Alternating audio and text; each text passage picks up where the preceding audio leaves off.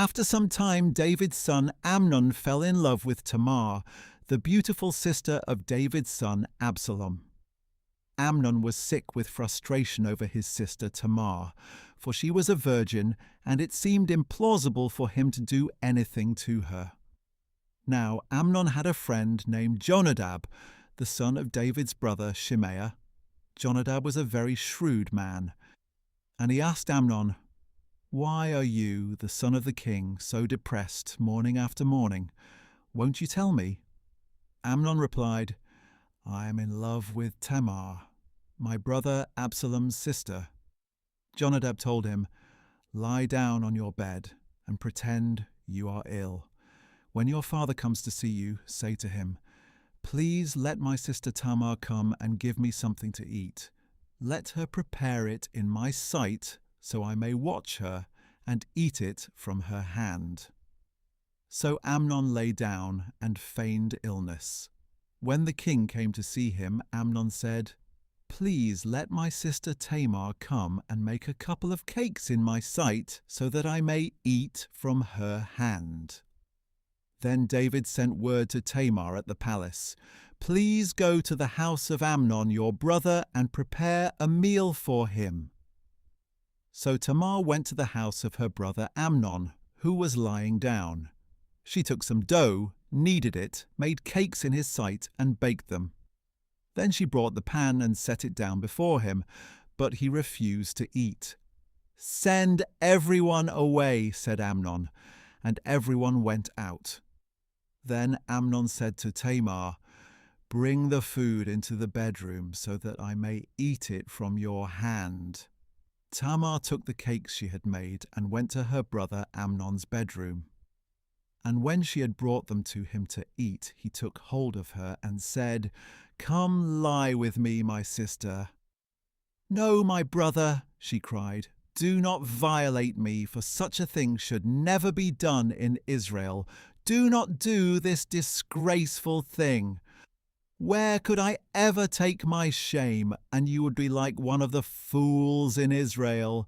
Please speak to the king, for he will not withhold me from you." But Amnon refused to listen to her, and being stronger, he violated her and lay with her. Then Amnon hated Tamar with such intensity that his hatred was greater than the love he previously had. "Get up," he said to her. "Be gone." "No," she replied. "Sending me away is worse than this great wrong you have already done to me." But he refused to listen to her. Instead, he called to his attendant and said, "Throw this woman out and bolt the door behind her."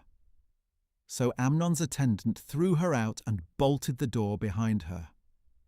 Now Tamar was wearing a robe of many colors, because this is what the king's virgin daughters wore. And Tamar put ashes on her head and tore her robe, and putting her hand on her head, she went away, crying aloud. Her brother Absalom said to her, "Has your brother Amnon been with you? Be quiet for now, my sister. He is your brother. Do not take this thing to heart." So Tamar lived as a desolate woman in the house of her brother Absalom. Oh, when King David heard all this, he was furious. And Absalom never said a word to Amnon, either good or bad, because he hated Amnon for violating his sister Tamar. 2 years later, when Absalom's sheep-shearers were at Baal-Hazor near Ephraim, he invited all the sons of the king. And he went to the king and said, "Your servant has just hired shearers. Will the king and his servants please come with me?" "No, my son," the king replied. "We should not all go, or we would be a burden to you." Although Absalom urged him, he was not willing to go, but gave him his blessing. "If not," said Absalom, "please let my brother Amnon go with us." "Why should he go with you?" the king asked. But Absalom urged him, so the king sent Amnon and the rest of his sons. Now Absalom had ordered his young men, Watch Amnon until his heart is merry with wine, and when I order you to strike Amnon down, you are to kill him.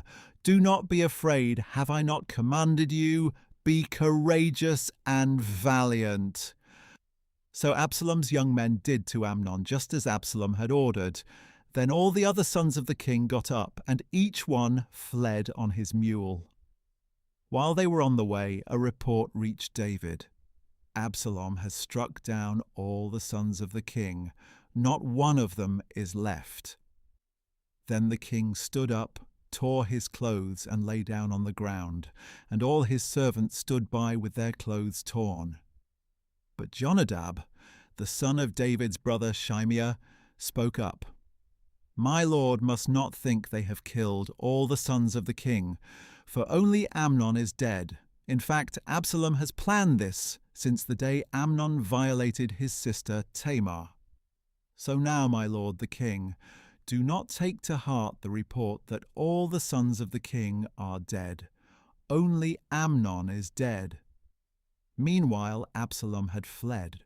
When the young man standing watch looked up, he saw many people coming down the road west of him, along the side of the hill, and the watchman went and reported to the king, "I see men coming from the direction of Horonaim, along the side of the hill." So Jonadab said to the king, "Look, the sons of the king have arrived. It is just as your servant said." And as he finished speaking, the sons of the king came in, wailing loudly. Then the king and all his servants also wept very bitterly. Now Absalom fled and went to Talmai, son of Ammihud, the king of Geshur. But David mourned for his son every day. After Absalom had fled and gone to Geshur, he stayed there 3 years. And King David longed to go to Absalom, for he had been consoled over Amnon's death.